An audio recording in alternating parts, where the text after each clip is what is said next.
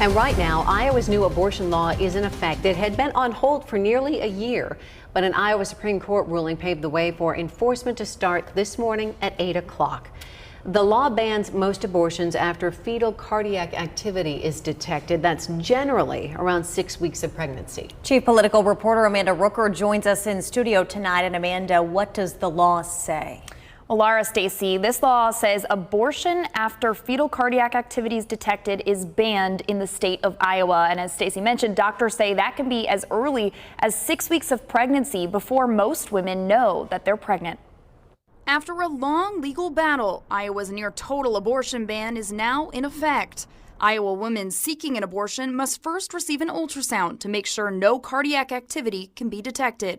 The law does have some narrow exceptions. Rape if reported to law enforcement or a health provider within 45 days, incest if reported within 145 days, if the fetus has a fetal abnormality that's, quote, incompatible with life, or if the pregnancy is endangering the life and health of the patient. But Des Moines OBGYN Dr. Francesca Turner says that medical emergency exception is too vague and difficult for doctors to interpret. Doctors are going to stop and think about, okay, where does the law start? What can I do? What is this effect going to have on my practice? Turner says that uncertainty has hurt women in other states with similar abortion laws. We have stories from women across the country where they're told to go sit in bathrooms and wait till they bleed more.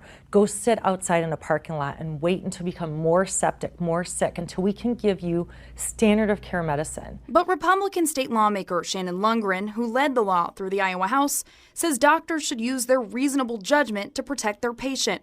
In an interview with KCCI last month, she said that's been the legal standard since 2017, when the state passed a 20-week abortion ban, also with an exception for medical emergencies.